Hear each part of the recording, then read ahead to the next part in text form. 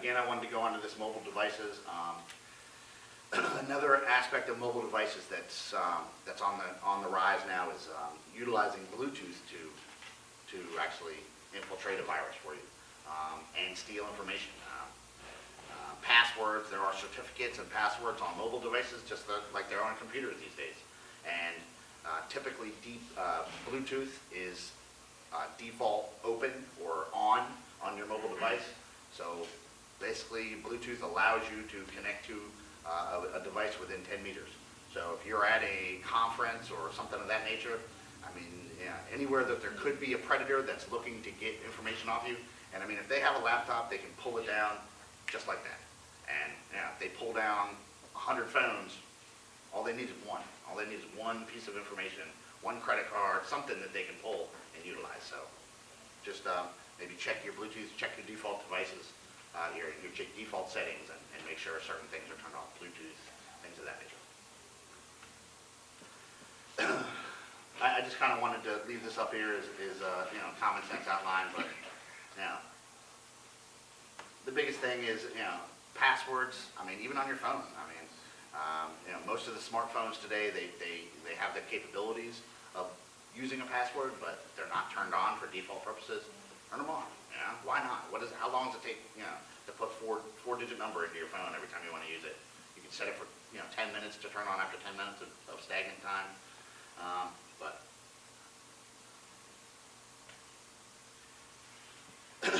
there is, I just wanted to bring this slide up because being anonymous when possible,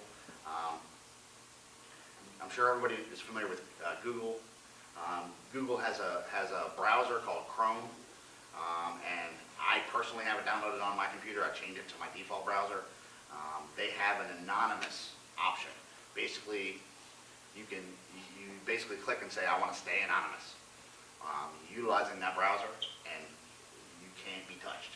So you can go wherever you want to go and go visit any site you want to visit, and you don't have to worry about being detected. There's no way that they can pull things down other than your IP address.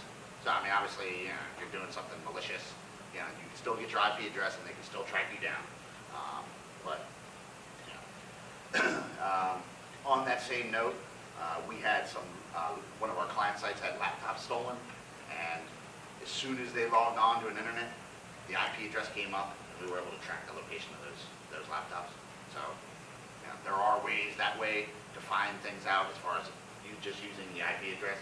So if you lock your computer, that's the best way to give the time necessary for the police to come and get the laptop back for you.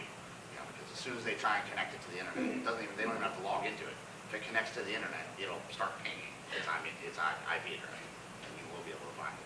They'll be able to find it. Viruses, worms, Trojans. Probably, most people, certainly they know it comes from email, it comes from so many different ways that you can get these things.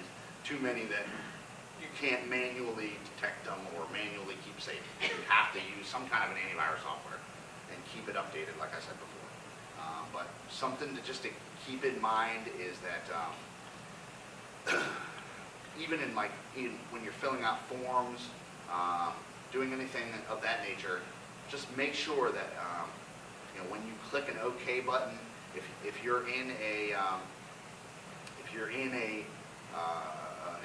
place where you're putting personal information in, look for that padlock up by the address. That is your secure socket layer padlock that says that it's encrypted, it's 128-bit encrypted. You're not going to have to worry about someone monitoring your keystrokes, even anything of that nature. That's the safest protocol that's out there today, is secure socket layer. And if you're putting any kind of follow information in your computer, CC cards, birth dates, socials, and you don't see that secure socket layer, that padlock up there in the top right next to the email, the web address, just start over. All right. Adaware, I just kind of put this up here just so that you can kind of see, for anybody that didn't know what it is, but basically just monitors what your surfing habits are so that it can market to you better. Everything is marketing these days, social marketing, social networking, and it just puts a kernel on your computer just tracks your habits of surfing so that it knows the best way to get back at you and have to make you a consumer. These are some of the largest thefts. I know I just got a letter not but 6 months ago saying that the VA, my Social Security number was stolen along with 6.8 million other veterans or something like that from the VA Department of Veterans Affairs. I mean, come on, yeah. But yeah, when everything turns digital, these are kind of the things that happen.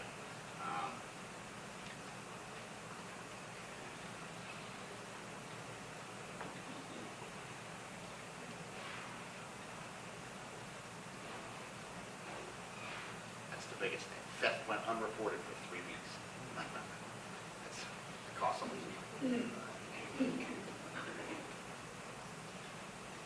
Okay. Last thing, my wife takes 100,000 pictures probably a year. Okay. So the most important thing in her world is our children's pictures, and lots of things that you can do, but I do it because of that, because of the pictures that I have an external hard drive. External hard drives are super cheap these days, like $100. You can get a terabyte, which is just a ridiculous amount of space from a personal user perspective. But it's just a good, safe way to keep your information on a secondary backup, because hardware failures happen. So it's also a good way because most of the software that you get with those external hard drives has what they call a mirroring software with them, so that it basically, if you connect it to one PC or one laptop, you can just mirror that laptop completely, so that if anything should happen to that laptop, you always have that backup. So you buy another laptop and you can pretty much load up the information that you had on your laptop right back on the new one. So it's certainly a good idea for for personal things like pictures or anything personal information you have, but also it just makes it easier in time of crunch.